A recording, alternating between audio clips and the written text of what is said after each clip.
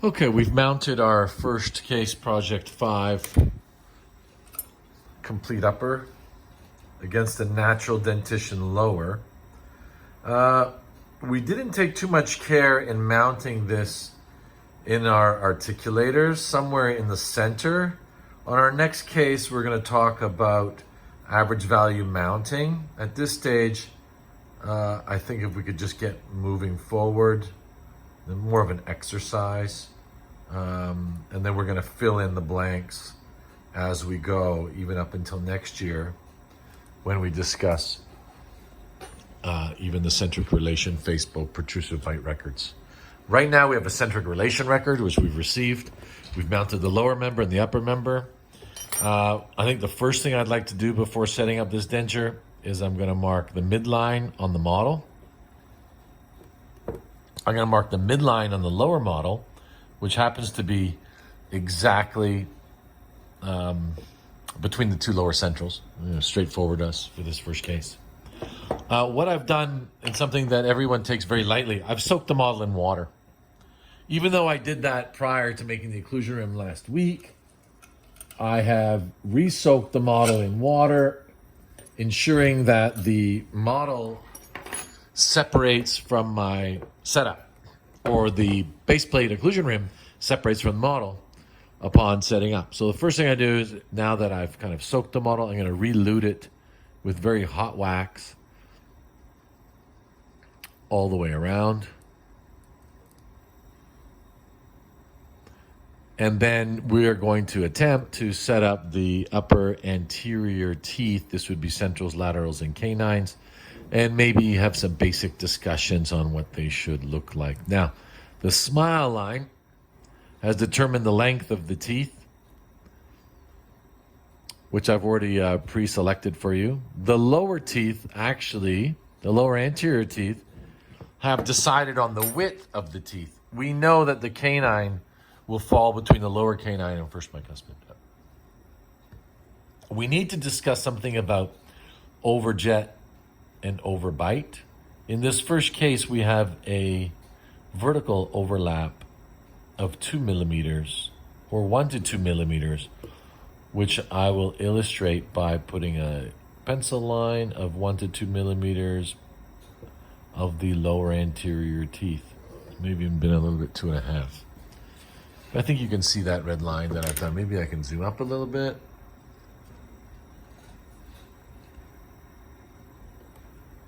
Sorry for the shaking there. And you can see this is the vertical overlap. Now, in the natural dentition, including myself, the older we get, the more overbite we're going to have. So, natural dentition around this person's age, or even my own, would be like 80-90% overbite, assuming that it's a class 1 dentition. But in dentures, we can't have 80-90% overbite unless we have a really steep condylar guidance to exclude the denture in a protrusive lateral excursions, because we don't want this denture to kind of tip in the patient's mouth. And that's what makes dentures look denture, is that we are minimizing the vertical overlap. There's also a horizontal overlap. It's going to be the same, 1 to 2 millimeters. Now, I'm telling you this, but in their subsequent cases to follow, we'll determine what that will be from the condylar guidance. Right now, I'm just telling you if we could have 1 to 2 millimeters. I'm going to start off by setting up the 2 centrals to maintain my midline. So I'm going to take a denture knife. Remember, this was labial contour was put in position here. So I'm going to maintain the labial contour of my occlusion rim that the dentist has established for lip support, and the extent of the neutral zone. I'm going to heat the wax up with my spatula. Most of you will find this challenging, I think, the first time. But really, denture setting up, or setting up teeth, denture teeth in wax, is really controlling of the wax. Like all dentistry, and many things that we do actually outside of dentistry, if we have a mental image of what we want, or what we want to have it to look like, then we will go directly there. It's when we're unsure whether it's, our first time, we're very unsure, we're not sure what it would look like, and we need to train our eye or our mental image of what I want this central to look like. So I'm really softening the wax here because I don't want the wax to control the location of where this tooth goes. I want the wax kind of soft, and then I can position the tooth axially, its incline, its emergence angle from the denture base. I'll take my central. As you can see, I've maintained the labial contour, and hopefully the dentist has adjusted the labial contour. And I've got 1 to 2 millimeters. I move to the side here, you can see 1 to 2 millimeters vertical overlap. My wax is still not soft enough. It was moving it for me. So I'm going to soften this, let's say, socket or alveolus of wax again.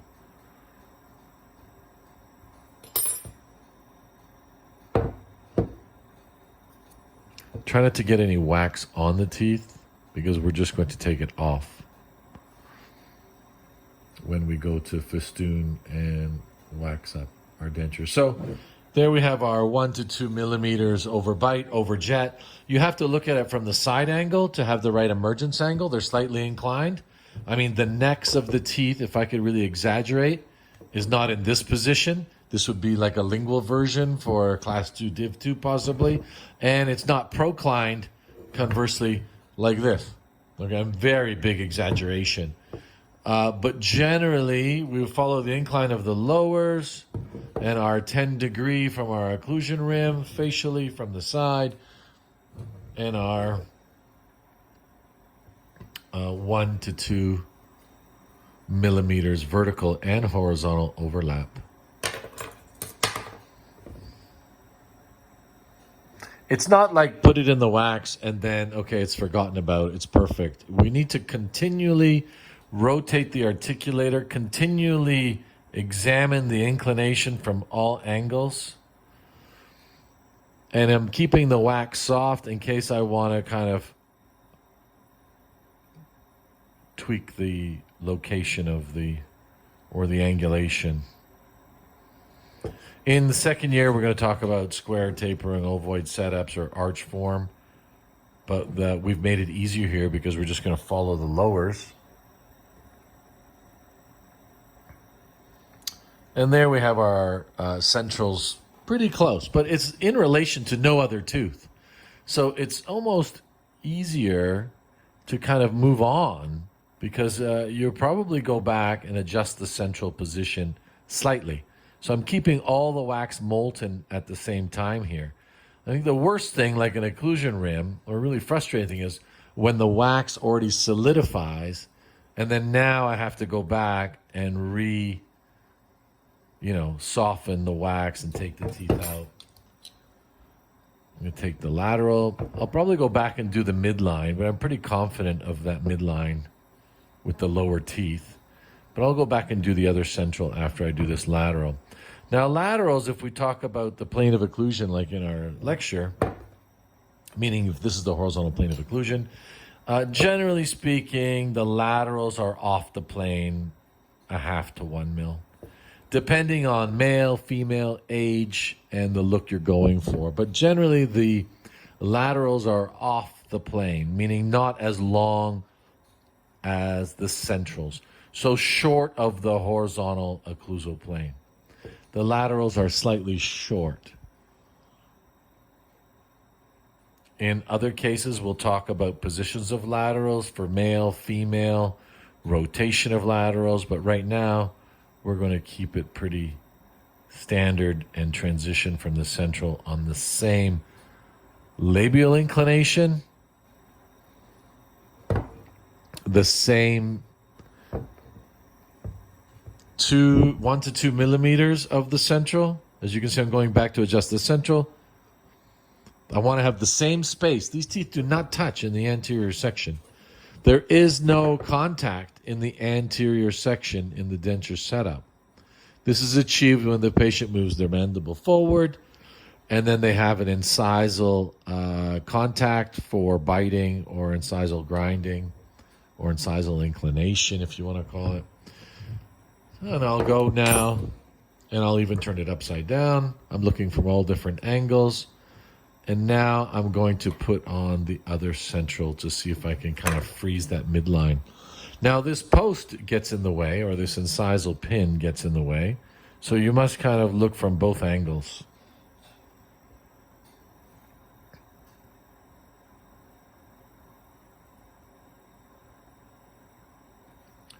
Soften the wax.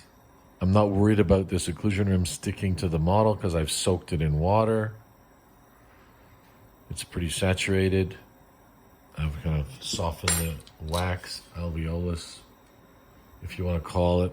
And now this is where it's going to get tricky because you've got one, it has to mirror the other. There is some asymmetry already in the denture teeth, but we need the same inclination. Meaning I can't have one emergence angle proclined, and I can't have the other one reclined.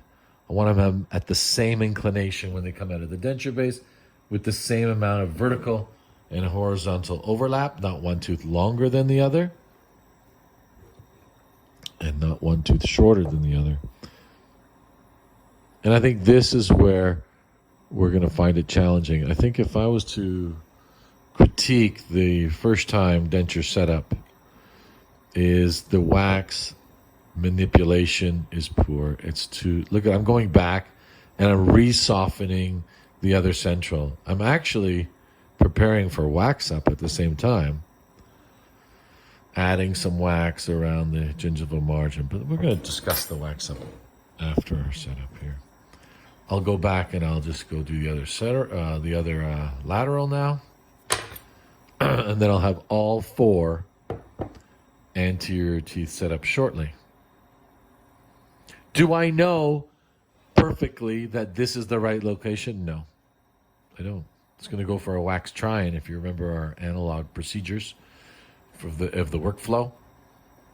And at that wax try-in, the centric relation will be verified. The vertical dimension will be verified. The midline will be verified. The shade will be verified.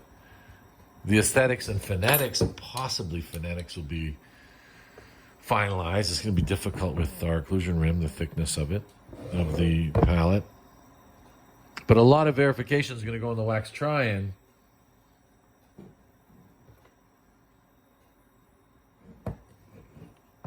To verify that all our occlusion rim markings were satisfactory. Labial contour, buccal corridor, midline, the length of the teeth, the smile line, the horizontal overlap, the vertical overlap, some basic phonetics at the wax try-in. And the biggest one is that when the patient opens at rest, we have this vertical dimension at rest, or freeway space will be analyzed. And this freeway space is very important. That the patient actually has room for opening for speech, food, airway. 1 to 2 millimeters of each tooth. As you can see, the spacing is very similar on all my teeth. I'm making the wax, excuse me, I'm keeping the wax very soft. Keeping the labial inclination the same with all the teeth. And we're almost done. We're just going to put the canines in. I'm maintaining my bite registration here. The pin is locked in on the incisal table. The bite cannot be opened or closed. It's frozen here from the pin at the top. And let's now soften the wax here with a hot spatula. Really soften this. The central is straight up and down on a long axis. The lateral straight up and down to slightly laid off, meaning to the distal. And the canine will have more laid off, meaning straight up and down, distal, and then the canine even more angled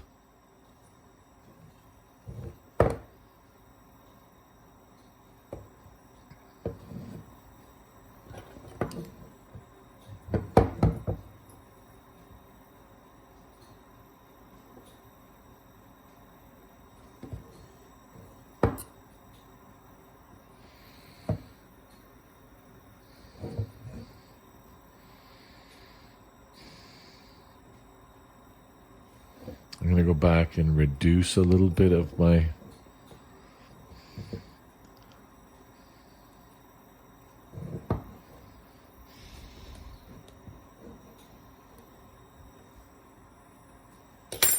zoom out in case I go off the screen anymore.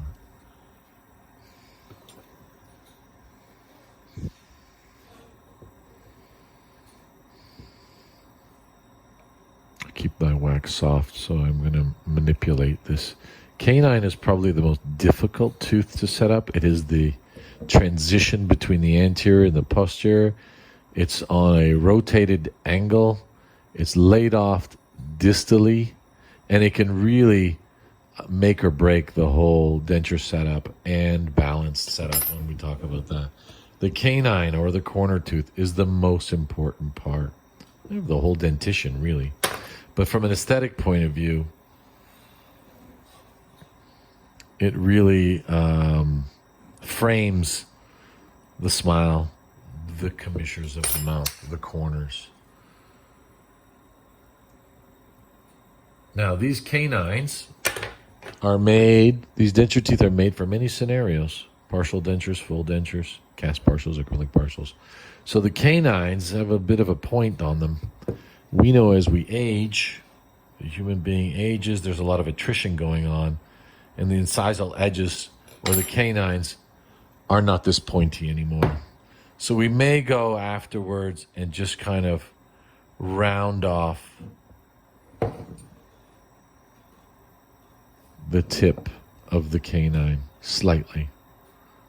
So the necks of the canine are further out. It's laid off more distally. If you exaggerate this position, it might look a little too retroclined again.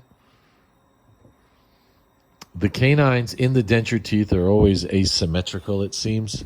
One does not mirror the other on purpose. And like I said, the canine will be the one you spend the most time on and the one that'll really set up the whole posterior positioning and setup.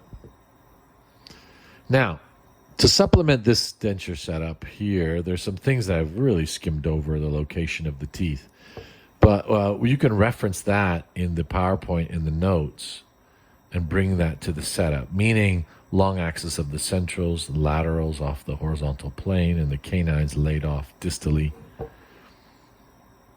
And this will vary between case to case. As you can see, this is very symmetrical now, this archway. It's not like one's really, wide and then a sharp angle. I've got all the teeth in wax here, so I can kind of maneuver them slightly if I want. Meaning I have them in soft wax, which makes them easier to change to one another. I'm adding some more wax, as you can see. This is probably the most important thing in the denture setup. It's a fluid procedure. It's not one tooth at a time and then I'll do the other three tomorrow. No, once you start, you finish. You don't say, I'm done 2 teeth. I'm done for the day. Otherwise, don't start the denture setup.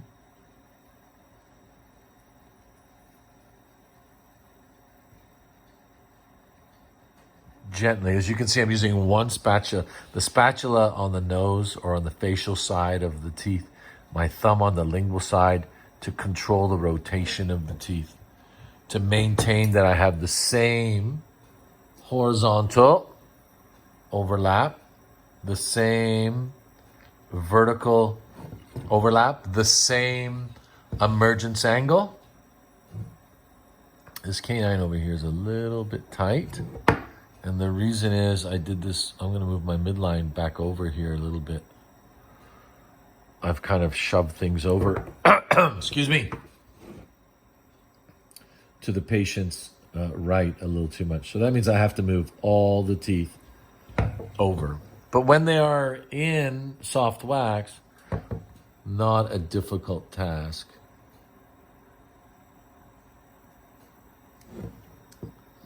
That's my incisal pin area again. I find it a little bit more challenging looking around the camera. My viewpoint is hindered grossly. But it's not the first time, so we'll manage.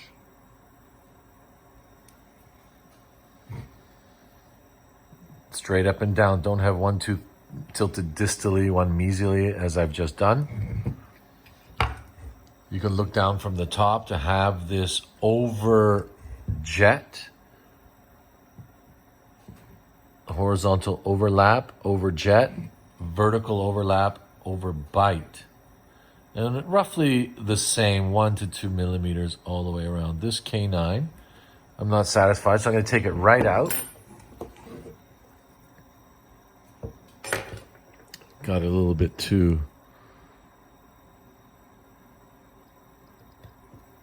lingual. And this all started when my midline shifted on me with the soft wax, and I didn't pick it up soon enough. And that's very important. Let's put this one back in place here.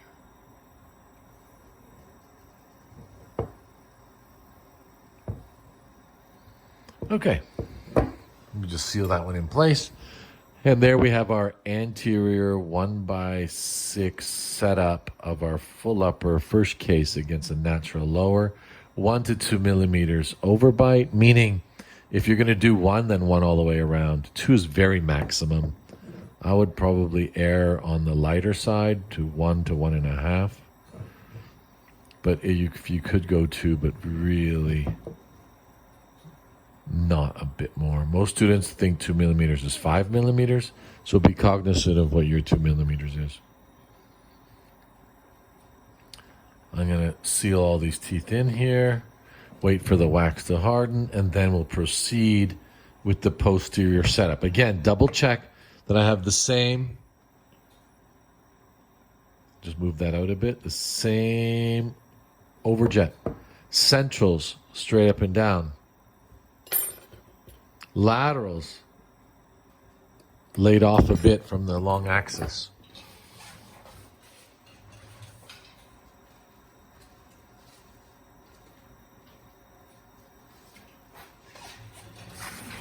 If we have a piece of paper, which will help us out here.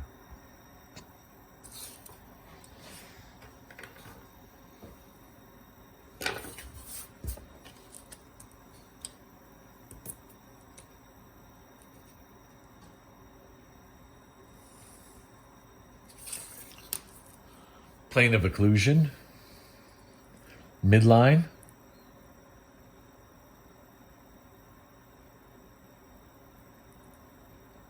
central,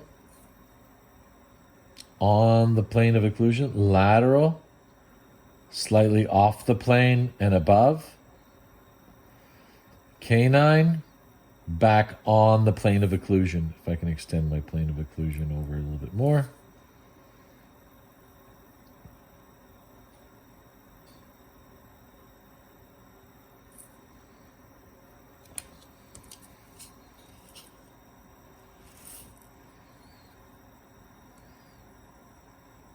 Here's the tooth card.